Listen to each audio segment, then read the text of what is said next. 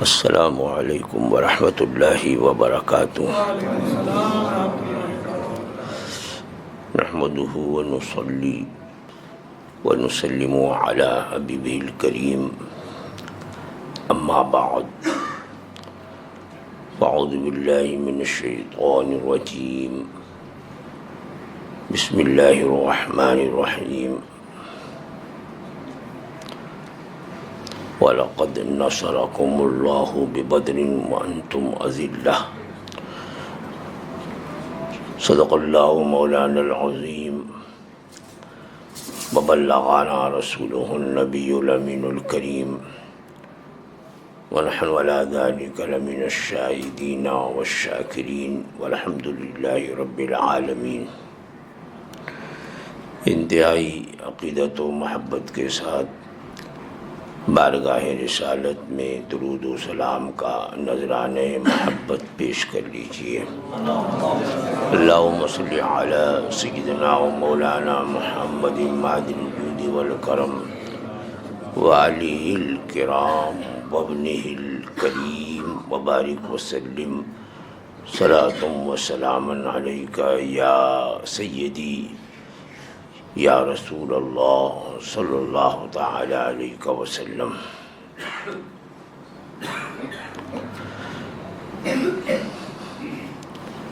رسول اکرم سید عالم صلی اللہ تعالی علیہ وسلم کے اعلان نبوت کے بعد کفار و مشرکین مکہ نے بڑی تکلیفیں دی، طرح طرح سے ایمان لانے والوں کے خلاف ان لوگوں نے پلاننگ کی، منصوبے بنائے کہ کسی طریقے سے جو لوگ ہمارے باپ دادا کے دین سے پھر گئے ہیں، دین حق قبول کر لیا ہے، انہیں دوبارہ اسی باپ دادا کے دین پہ پھیر دیا جائے. لیکن جو لوگ ایمان لے آئے وہ لوگ کسی طریقے سے بھی لاکھ ان پر مصائب و آلام کے پہاڑ توڑے گئے، تکلیفیں دی گئیں، بائیکاٹ کیا گیا اور طرح طرح سے ستایا گیا. پھر بھی ان میں سے کوئی ایک بھی دین حق، دین اسلام سے ذرہ برابر بھی منحرف نہیں ہوا. وہ سب باوجود مصائب و آلام کے دین حق پر مضبوطی سے جمے رہے. جب بہت زیادہ تکلیفیں بڑھ گئیں تو ہجرت کا حکم ہوا کہ مکہ معظمہ سے ہجرت کریں. پہلی ہجرت حبشہ کی طرف ہوئی، پھر وہاں سے مسلمان واپس ہوئے اور یہاں تکلیفیں اور بڑھتی رہیں تو رسول اکرم صلی اللہ تعالی علیہ وسلم نے مسلمانوں کو مدینہ طیبہ کی طرف ہجرت کرنے کا حکم دیا. مدینہ طیبہ میں حالات بہتر ہوئے، یہاں تک کہ خود اللہ کا حکم ہوا اور رسول اکرم صلی اللہ تعالی علیہ وسلم نے بھی مکہ معظمہ سے مدینہ طیبہ کی جانب ہجرت فرما کر مدینہ طیبہ میں آپ نے قیام فرمایا اور یہاں دین اسلام تیزی سے پھیلنے لگا. کفار و مشرکین مکہ کو پہلے تو یہ امید تھی کہ مکہ معظمہ سے جانے کے بعد یہ لوگ ادھر ادھر بکھر جائیں گے اور ہلاک و برباد ہو جائیں گے یا خاموش ہو جائیں گے. دیکھیے ان لوگوں نے یہ دیکھا کہ مسلمان جو ہیں وہ تیزی سے بڑھتے جا رہے ہیں، مدینہ طیبہ میں کافی تعداد میں مسلمان ہو گئے، تو پھر ان لوگوں نے مدینہ طیبہ پر لشکر کشی کی کوشش کی اور بڑی تعداد میں ان لوگوں نے مدینہ طیبہ پر اٹیک کرنے، حملہ کرنے کا منصوبہ بنایا۔ رسول اکرم سید عالم صلی اللہ تعالیٰ علیہ وسلم کو جب ان کے ناپاک عزائم کی خبر ہوئی تو آپ نے بھی صحابہ کرام رضوان اللہ تعالیٰ علیہم اجمعین کو لیا اور بدر کی جانب روانہ ہوئے تھے۔ اس وقت مسلمانوں کی جو سرکار کے ہمراہ تھے کل تعداد جو ہے وہ 313، اور مکہ معظمہ سے کفار و مشرکین کا جو لشکر تھا وہ 1000 یا اس سے زیادہ کی تعداد پہ مشتمل تھا۔ وہ لوگ پورے طور پر اسلحے سے لیس تھے، پوری تیاری، اور یہاں بظاہر بے سر و سامانی، اگر کسی کے پاس تلوار ہے تو ڈھال نہیں، کسی کے پاس اگر تیر ہے تو ترکش نہیں، کوئی کسی کے پاس ایک ہتھیار ہے، تلوار ہے، نیزہ نہیں، اور وہ لوگ پوری تیاری سے بدر کے مقام میں پہلے سے آ کر کے براجمان ہو گئے۔ یہ مدینہ طیبہ سے مقام بدر جو ہے وہ 100 کلومیٹر سے زائد کا راستہ ہے۔ وہاں ان لوگوں نے اچھی جگہ دی اور منتخب کر لی۔ سرور کائنات صلی اللہ تعالیٰ علیہ وسلم صحابہ کرام رضوان اللہ تعالیٰ علیہ اجمعین کو لے کر پہنچے تو ان لوگوں نے کچھ بلندی پر، جہاں ایسی جگہ جو انہیں صاف ستھری نظر آئی، وہاں قبضہ کیا۔ سرکار نے جو جگہ منتخب کی وہ بظاہر نشیب، لیکن اللہ کی قدرت، اللہ نے مدد فرمائی، بارش ہوئی تو ان کی جگہ پہ کیچڑ، اور ادھر چونکہ نشیب تھا، پانی جگہ جگہ جمع ہو گیا، تو پانی کا انتظام بھی ہو گیا، اور جو دھول تھی یا زمین دھول کی وجہ سے خراب لگ رہی تھی، بارش ہونے کی وجہ سے وہ دھول بیٹھ گئی، تو بظاہر اس سے بہتر یہ جگہ ہو گئی۔ اور پھر یہ بظاہر دیکھا جائے تو کوئی مقابلہ ہی نہیں، کہاں 313 اور کہاں 1000 سے زیادہ تعداد، کہاں بے سر و سامانی کا عالم، اور کہاں پورے طور پر جنگی اسلحے سے لیس ہو کر کے کفار مکہ بدر پہنچے۔ لیکن یہ رمضان مبارک میں یہ پہلا غزوہ ہے، یہ حق و باطل کے درمیان اعلان نبوت کے بعد یہ پہلی معرکہ آرائی ہے، جسے اس مقام کے لحاظ سے غزوہ بدر کہتے ہیں۔ غزوہ اس جنگ کو کہتے ہیں جس میں رسول اکرم سید عالم صلی اللہ تعالیٰ علیہ وسلم بنفس نفیس جلوہ فرما ہوئے، اور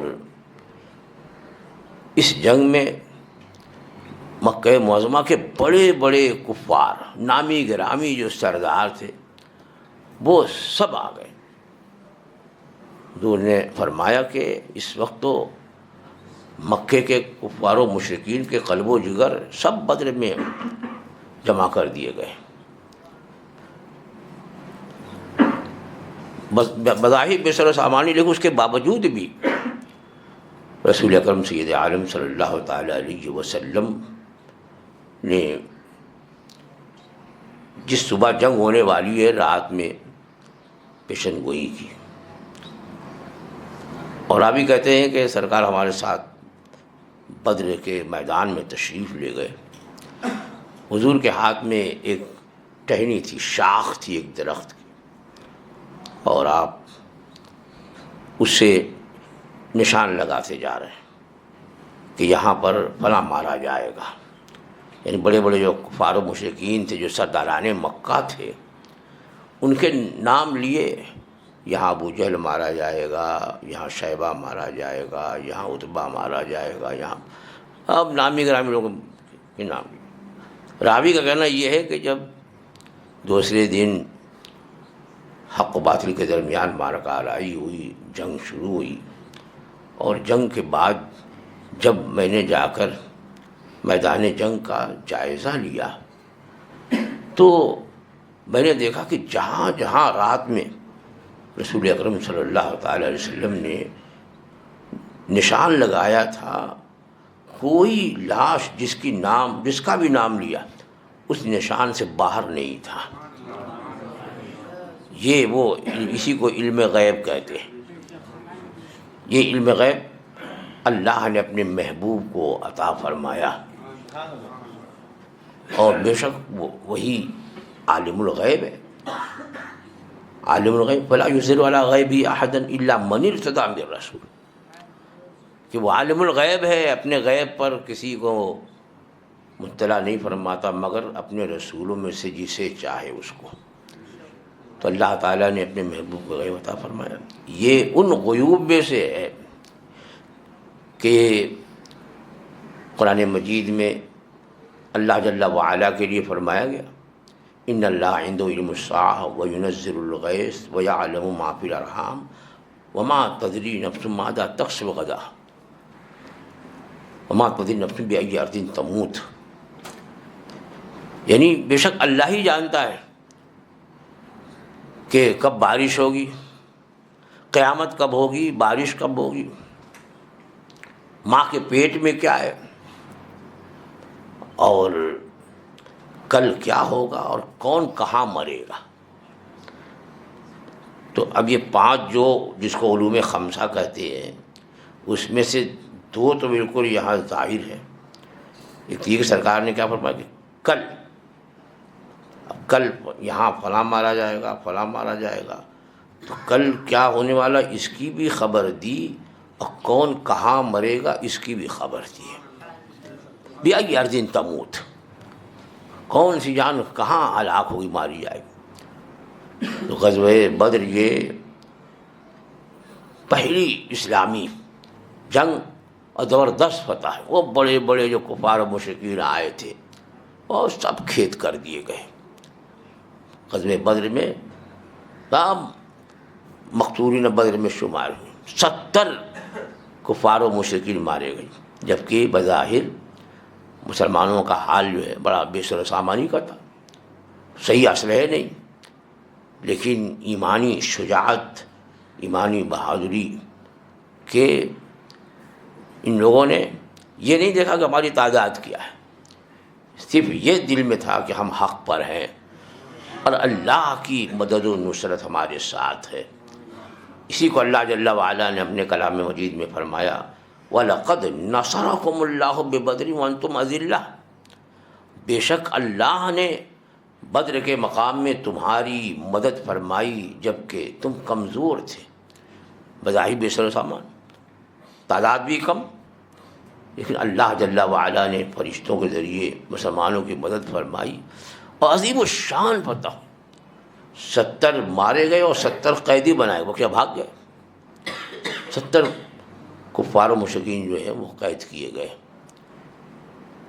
رسول اکرم صلی اللہ تعالی وسلم نے حکم دیا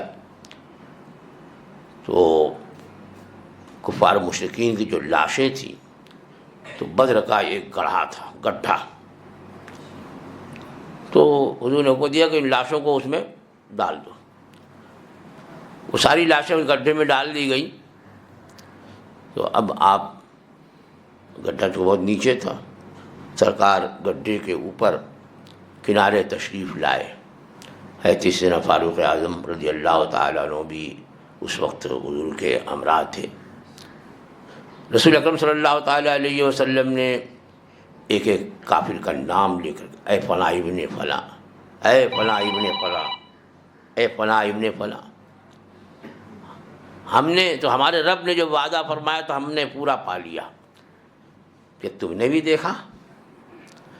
حضرت سیدنا فاروق اعظم رضی اللہ تعالیٰ عنہ وہاں حاضر تھے، عرض کہ حضور تو یہ مردے، یہ بے جان لاشیں، یہ کیا سنیں گی؟ بے جان ہے یہ، ان کی روح تو نکل چکی ہے، صرف جسم رہ گیا ہے، اور آپ ان سے مخاطب ہیں، ان کو خطاب کر رہے ہیں، اے فلاں ابن فلاں، اے فلاں ابن فلاں۔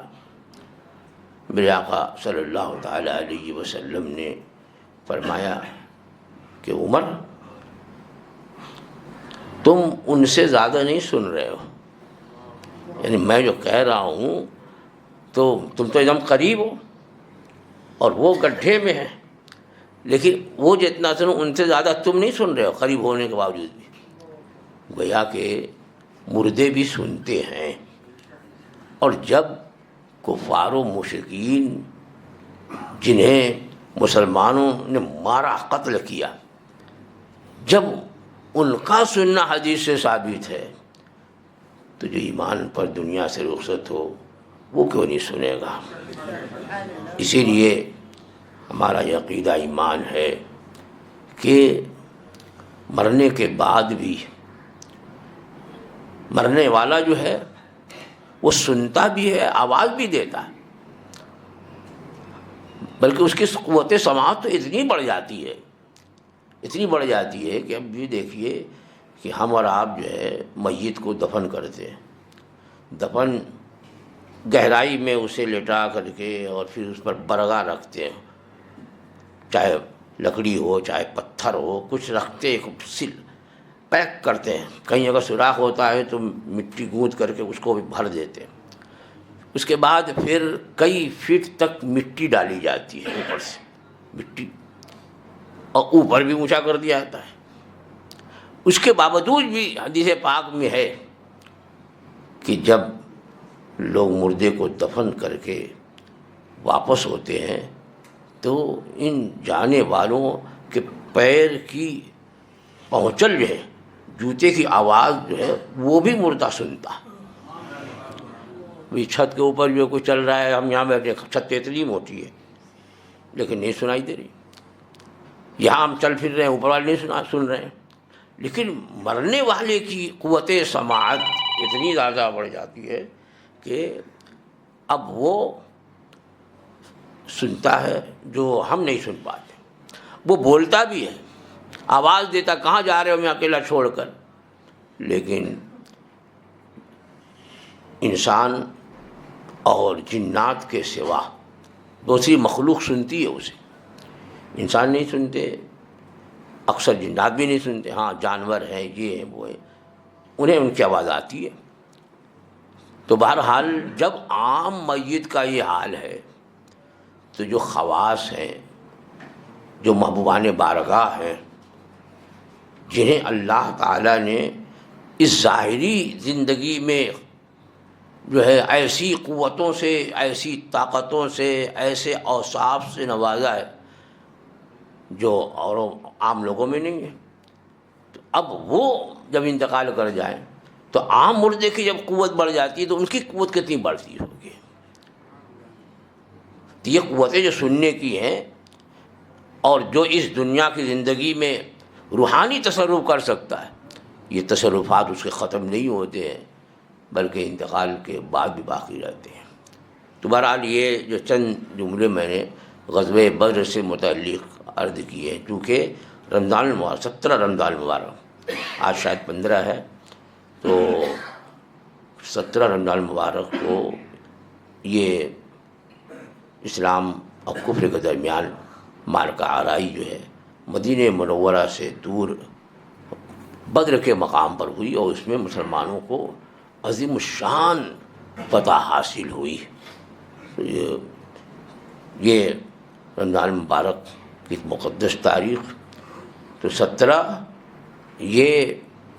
رمضان المبارک جو ہے وہ غزوہ بدر کی تاریخ بھی ہے، اور 17 رمضان المبارک جو ہے یہ یوم قرآن بھی ہے، یعنی رسول اکرم صلی اللہ تعالی علیہ وسلم پر جو پہلی وحی نازل ہوئی غار حرا میں، سیدنا جبرائیل امین علیہ السلام حضور کی خدمت میں پہلی مرتبہ آئے، اس سے پہلے حضور نے نہیں دیکھا تھا، پہلی مرتبہ آئے، اور پہلی وہی اقرأ بسم ربک الذی خلق خلق الانسان من علق اقرأ وربک الاکرم الذی علم بالقلم علم الانسان ما لم یعلم. یہ یہاں تک یہ پہلی وحی ہے جو سیدنا جبرائیل امین علیہ السلام رسول اکرم صلی اللہ تعالیٰ علیہ وسلم کی بارگاہ میں لے کر حاضر ہوئے. اور رمضان المبارک کی وہ 17ویں شب تھی، اسی لیے اسے شب قرآن بھی کہتے ہیں. اللہ تعالیٰ نے اپنے پیارے حبیب صلی اللہ تعالیٰ علیہ وسلم کو اعلان نبوت کا حکم دیا. ہم سنیوں کا عقیدہ یہی ہے کہ سرکار دو عالم صلی اللہ تعالیٰ علیہ وسلم کو اللہ نے پہلے ہی سے نبوت سے نوازا. یہ 40 سال کی عمر میں نبوت ملی ہے، یہ غلط. سرکار تو پہلے سے نبی ہیں. حضور ارشاد فرماتے کنت نبی و آدم بین الماء والطین، یا کنت نبی و آدم بین الروح والجسد. میں تو اس وقت بھی نبی تھا جب ابھی حضرت آدم جو ہیں وہ آب و گل کے درمیان تھے، یعنی ابھی ان کا خاکی پتلا تیار نہیں ہوا تھا، اس وقت بھی میں نبی تھا. تو سرکار تو اس وقت بھی نبی. ہاں یہ کہ اعلان نبوت کا جو حکم ہوا اور آپ نے اعلان نبوت جو فرمایا وہ 40 سال کی عمر شریف میں فرمایا. اللہ تعالی ہم تمام لوگوں کو مسلک حق پہ قائم رکھے اور رمضان المبارک کی برکتوں سے نہال فرمائے، اور زیادہ سے زیادہ اس مقدس مہینے میں اعمال صالحہ کی توفیق دے، ہماری نیکیوں کو قبول فرمائے. اور یہ عشرِ مغفرت ہے، اللہ تعالی ہمارے گناہوں کی بخشش فرمائے اور ہم سب لوگوں کو سچی توبہ کی توفیق عطا فرمائے. وآخر دعوانا الحمدللہ رب العالمین. حضرت زید نے بکر سے کہا کہ کسی مستحق زکوٰۃ کو 1000 روپے دے دینا، اور 2 دن کے بعد پھر زید نے بکر کو وہ 1000 روپے دیے، تو اس طرح سے کہ زکوٰۃ ادا ہو جائے گی. ہاں، انہوں نے پوچھا یہ ہے کہ زید نے بکر سے کہا کہ میری طرف سے 1000 روپیہ مستحق زکوٰۃ کو دے دو، اور اس نے دے دیا. اور اس نے اب جو ہے 2 دن کے بعد وہ 1000 روپیے بکر کو دیے، تو زکوٰۃ ادا ہوگی کہ نہیں؟ تو ادا ہو جائے گی کہ یہ عبادت مالیہ ہے. عبادت مالیہ میں کسی کو اپنا وکیل بنا سکتے ہیں، عبادت بدنیہ میں نہیں بنا سکتے. جیسے نماز کے لیے کہ بھائی چل ٹھیک ہے یار مجھے دیر ہو رہی ہے، میری طرف سے تو جا کر کے عصر کی نماز پڑھ لے، تو یہ نہیں ہو سکتا ہے. یا یہ ہے کہ آج تیرا طبیعت ٹھیک نہیں ہے، میرا روزہ بھی تو رکھ لینا، یہ بھی نہیں ہوگا. یہ عبادت بدنی ہے. لیکن عبادت مالیہ میں وکالت ہو سکتی ہے. لہٰذا اس کو کہہ دیا اس نے، اور اس نے اس کی طرف سے دے دیا، تو زکوٰۃ مستحق کو دے دیا تو زکوٰۃ ادا ہو جائے. رمضان میں کیا وسوسے ممکن ہے؟ رمضان میں وسوسے آ سکتے ہیں؟ ہاں، انہوں نے یہ پوچھا ہے کہ کیا رمضان میں وسوسے آ سکتے ہیں؟ بالکل آ سکتے ہیں. اس میں شبہ اس لیے ہوا کہ رمضان میں جو شیاطین جکڑ دیے جاتے ہیں اور شیطانی وسوسے پیدا کرتا ہے، تو کہاں سے ہوتا ہے؟ اس میں ہمارے ساتھ نفس لگا ہوا ہے. آدمی جب پیدا ہوتا ہے تو اس کے ساتھ 2 طرح کے نفس پیدا ہوتے ہیں، ایک نفس امارہ اور ایک نفس لوامہ. نفس لوامہ جو ہے وہ آدمی کو نیکیوں کی طرف راغب کرتا ہے، اور نفس امارہ جو ہے وہ برائیوں کی طرف راغب کرتا ہے. ابتداءً جو ہے یہ دونوں نفس کر لے برابر، دونوں برابر. لیکن جب آدمی نفس امارہ کا کہنا مان لیتا ہے، اس نے جو رغبت دلائی وہ کر دیا، تو اس کو قوت مل گئی اور نفس لوامہ کو کمزوری آ گئی. گناہ کرتے کرتے ایک وقت وہ آتا ہے کہ نفس لوامہ بالکل مردہ، یعنی گناہ کرے اور احساس بھی نہیں کہ ہم نے گناہ کیا.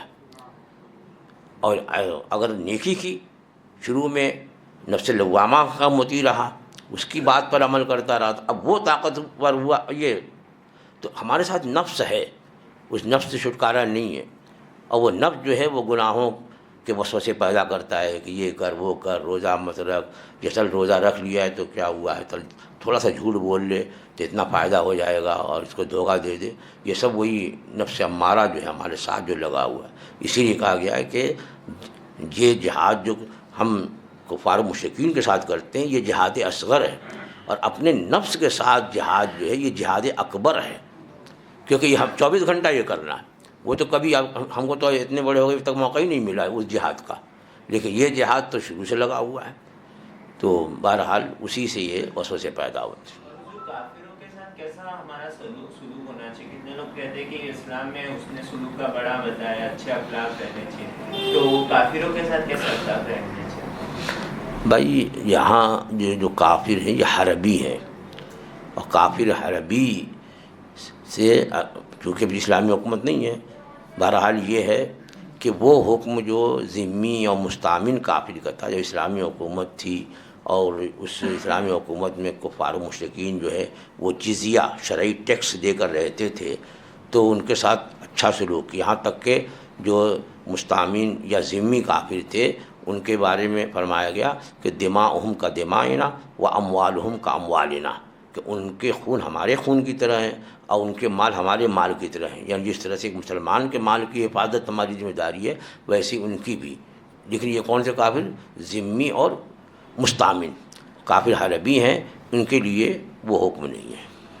حضرت زید کو یہ معلوم نہیں ہے کہ وہ کب اس کا سال پورا ہوا ہے، کس مہینے میں، لیکن وہ رمضان میں ہی 2 سال سے زکوٰۃ نکالتا ہے، تو اب اگر وہ اس رمضان میں 20 تاریخ سے پہلے اگر وہ 50-60 لاکھ کا مکان خرید لے تو کیا وہ ایسا کرنے سے کیا وہ زکوٰۃ بچ جائے گی اس کی، تو کیا گنہگار ہوگا کیا؟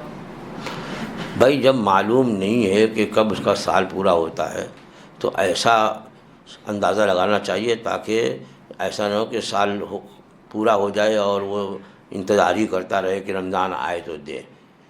صحیح اندازہ لگائے، اگر واقعی اس نے سال پورا ہونے سے پہلے مکان لے لیا ہے تب تو اس کی زکوٰۃ نہیں ہے، اور سال پورا ہونے کے بعد لیا ہے تو اب جتنی رقم اس نے مکان خریدنے میں لگائی ہے اس کی زکوٰۃ ہوگی کہ سال پورا ہو گیا ہے اس پر۔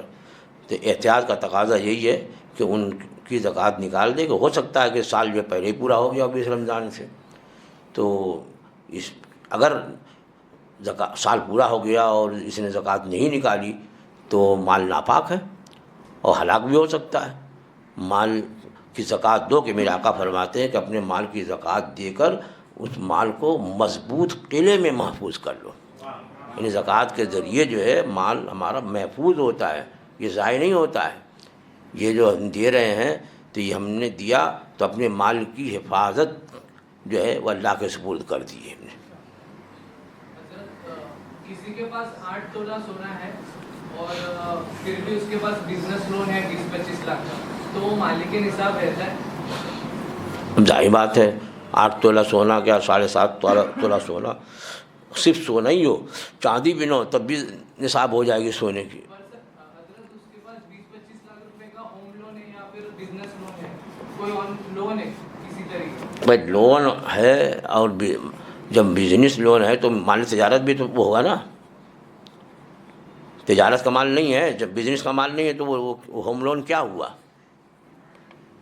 یعنی ارے وہ بزنس لون کیا ہوا؟ جب اس بزنس کے لیے لون لے گا آدمی تو اس کے لیے مال خریدے گا نا، تو مال تجارت پر بھی زکوٰۃ ہے۔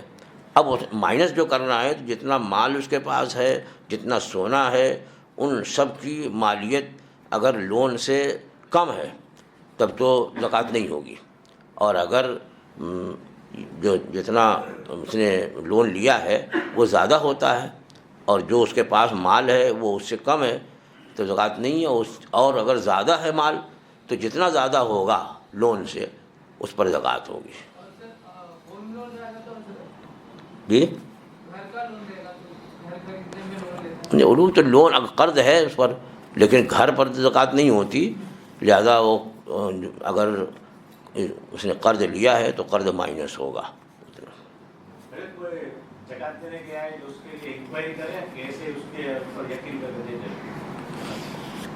نہیں، اس میں اگر اس کے ظاہر حال سے، ظاہر حال ایسا ہے اس کا کہ لگتا ہے کہ یہ مستحق ہے، تو اور یہ ظاہر حال کو دیکھ کر کے اس نے زکوٰۃ دی کہ بھئی ہاں یہ جو ہے مستحق لگ رہا ہے، یا یہ کہ دل میں خیال جمایا، تحری جس کو کہتے ہیں، سوچا خوب اور دل میں جم گیا کہ ہاں یہ مستحق ہے، تب تو دیا تو ادا ہو گئی ہے۔ اور اگر نہ تحری کیا نہ ظاہر حال سے پتہ چل رہا ہے، ویسے ہی بس دیتا گیا تو اب اگر وہ مستحق نہیں ہوگا تو زکوٰۃ ادا نہیں ہوگی۔ حضور زید کی ماسی جو ہے اس کا شوہر پہلے سنی تھا لیکن پھر وہ بدھ کی پوجا بھی کرنے لگا اور ان کے اس میں مال بھی دینے لگا، تو کیا اس کے یہاں سے جو بھی کھانا آتا ہے تو وہ کھا سکتے ہیں، یا اور ان کے گھر پہ ماسی سے ملنے کیا وہ جا سکتا ہے؟ ماسی سے یہ نیت سے جائے کہ میں ماسی سے مل رہا ہوں، تو یہ نیت سے جا سکتا ہے؟ بھائی ماں اگر بت پرست نہیں ہوئی ہے، باپ بت پرست ہوا ہے، نہیں، ماسی کا شوہر، ماسی کا شوہر، ماسی خالہ، ہاں تو خالہ اگر مسلمان ہے، وہ بت پرست نہیں ہے، اس کا شوہر اگر بت پرست ہو گیا ہے تو وہ نکاح ہی میں نہیں رہی. جیسے ہی اس نے بت پرستی کی، یعنی جیسے اس سے کفر یا شرک صادر ہوا، ویسے ہی اس کی خالہ اس کے نکاح سے باہر ہو گئی. اب اگر توبہ کر لے وہ تو پھر سے نکاح کرنا پڑے گا، نہیں تو وہ کہیں بھی عدت گزار کے نکاح کر سکتی ہے. تو اب اس کو خالہ کو چاہیے کہ اس سے الگ ہو جائے، تو یہ اپنا رشتہ نبھائے، اور اگر وہ نہیں چھوڑتی ہے تو وہ گنہگار فاسق ہے، تو اس کے لیے رشتہ نبھانا ضروری نہیں ہے.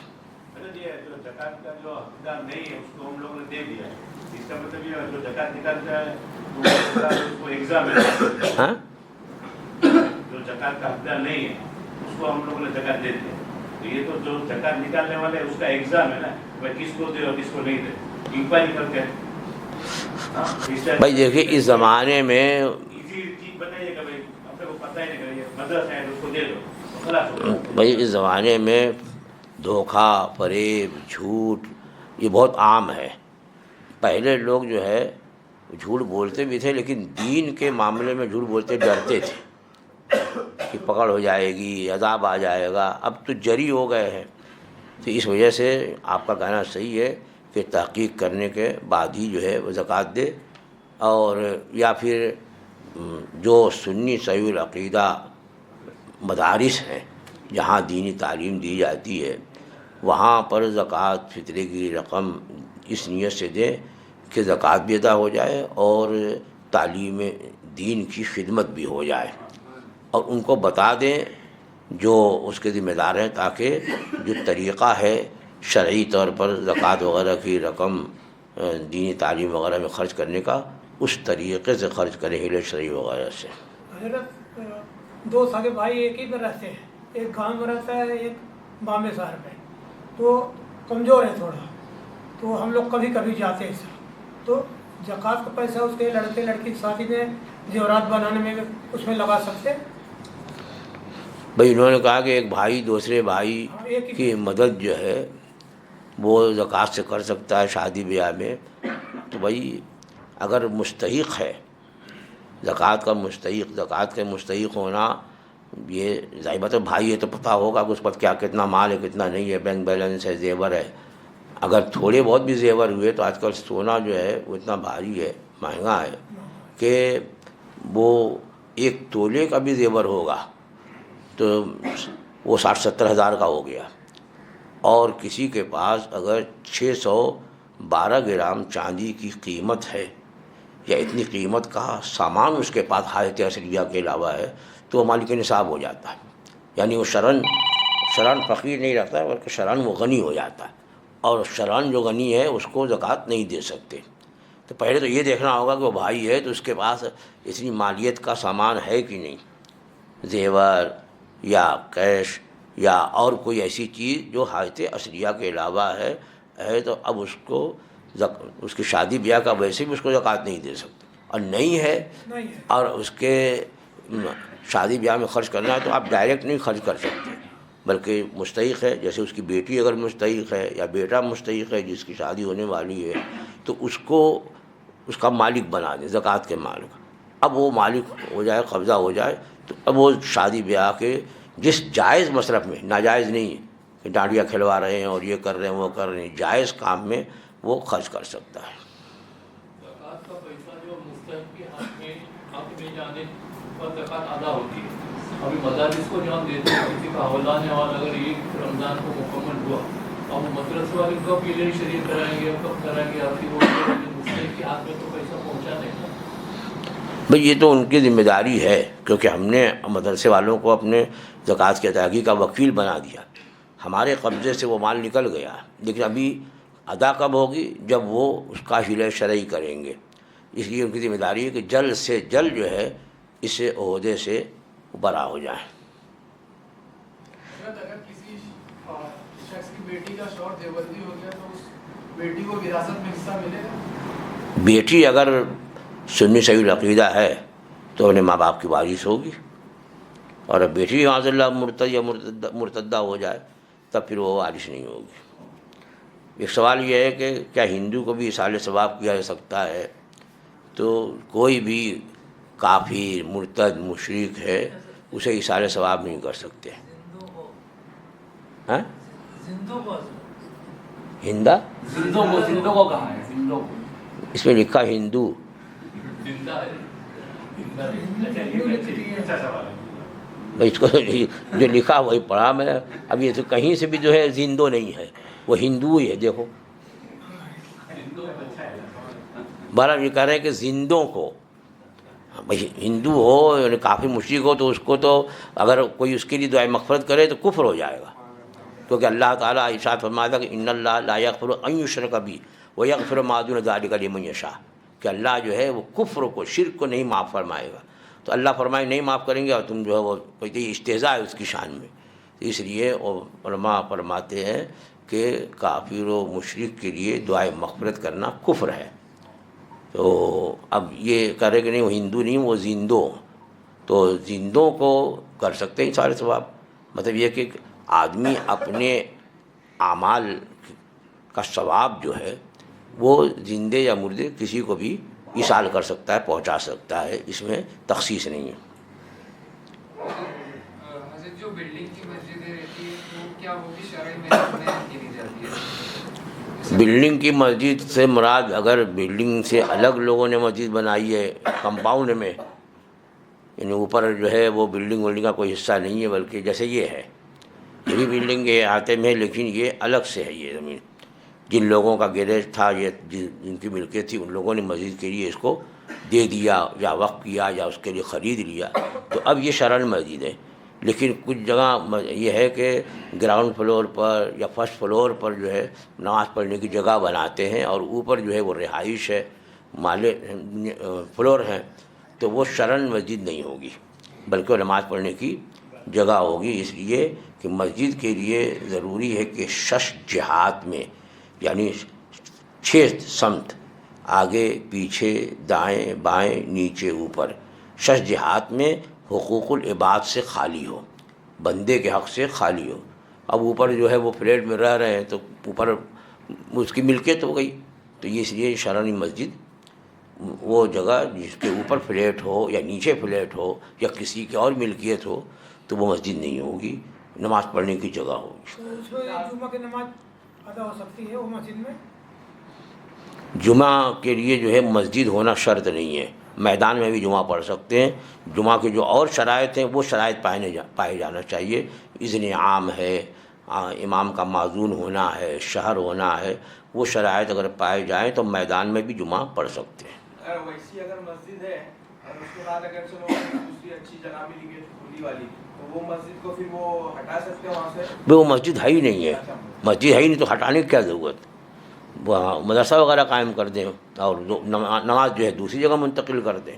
حضرت تو پھر اس میں مسنون اعتکاف کر سکتے ہیں؟ نہیں، مسجد میں مردوں کا اعتکاف جو ہے وہ اس کے لیے مسجد ہونا شرط ہے، اب مسجد ہے ہی نہیں ہے وہ شرعاً، اس لیے اس میں اعتکاف نہیں ہوا۔ اور حضرت جو آج کل ریسٹورینٹ کا جو آج کل اتنا معاملات خراب ہو گئے کہ سنی مانی کے، لیکن جو اپنا کام کرنے والے وہ سب کافر بھی رکھ لیتا ہے، تو اور اگر وہ کہتا ہے کہ میرا کھانا حلال ہے اور اس کے بعد اگر اس میں کچھ تکلیف ہو، اس میں حلال کے جو مسئلے وہ نہیں ہو، تو ہمارے اوپر گناہ ہے؟ اگر کسی نے کھا لیا ہو تو گناہ اس پہ کہ وہ اونر پہ ہے؟ بھائی اگر اونر جو ہے مالک جو ہے وہ سنی صحیح العقیدہ ہے اور اس کے جو کام کرنے والے ہیں وہ اس کے اجیر خاص ہیں، یعنی اجرت پہ رکھا ہے، صرف اسی کے وہاں کام کرتے ہیں، تو اجر خاص ہونے کی وجہ سے اب اگر وہ گوشت وغیرہ بناتے ہیں تو اس پہ حرام ہونے کا حکم نہیں ہوگا۔ قرآن شریف مائک میں سن سکتے ہیں کیا تراویح؟ بھائی قرآن شریف سن سکتے یہ الگ چیز ہے، اور نماز جو ہے وہ مائک کی آواز پر، اسپیکر کی آواز ہوتی نہیں ہوتی، یہ ایک الگ مسئلہ ہے. بھائی میں یہاں بول رہا ہوں، میں پڑھوں، آپ سن رہے ہیں، اس میں کوئی قواعد نہیں ہے. قرآن مجید کی تلاوت ہوتی ہے، بیٹھ کے یہاں سبینہ ہوتا ہے، کئی راتوں میں رمضان شریف کے پورا قرآن پڑھا جاتا ہے، لوگ سنتے ہیں، مائکی پہ تو سنتے ہیں نا. تو وہ اس سننے میں قواعد نہیں ہے. نماز کی اصل بات ہے کہ نماز میں چونکہ وہ اصل آواز امام کی جو ہے وہ مائک پر ختم ہو جاتی ہے، پھر وہاں سے مشین سے وہ آواز پیدا ہوتی ہے، تو اس وجہ سے اس آواز پر رکوع سجدہ کرے تو نماز فاسد ہوتی ہے. وہ مسئلہ ہے وہاں پر. شوال میں عمرہ کو جا سکتے اگر وہاں مکبر رکھے گئے تو ہاں، انہوں نے پوچھا مکبر رکھے، اگر واقعی مکبر جو ہے وہ امام کی اصل آواز پہ تکبیر کہتا ہے اور مکبر کی بھی اصل آواز پہ لوگ رکوع سجدہ کرتے ہیں تو ان کی نماز ہو جائے گی، اس میں کوئی قرات نہیں ہے. ہاں، شوال میں عمرہ کے لیے کہا ہے تو شوال میں اگر کوئی عمرے کو گیا اور اس کو وہاں ٹھہرنے کی حج کے دنوں تک جو ہے ٹھہرنے کی استطاعت ہے تو رک سکتا ہے وہاں، یا آ کر کے پھر وہ حج کو جا سکتا ہے، اتنا اس کے پاس مال ہے تو اسی سال حج فرض ہوگا، اور اگر استطاعت نہیں ہے تو اس پر حج فرض نہیں ہوگا. مسجد کا کون سا حصہ فنایا مسجد میں کہلاتا ہے؟ ہاں، مسجد کا کوئی حصہ نہیں. مسجد کے لیے جو الگ جگہ ہو، جیسے وضو کرنے کی الگ سے جگہ ہے اور جوتا اتارنے کی الگ جگہ ہے، وہ فنائے مسجد میں آئے گا. چلیے، اللہ تعالیٰ کو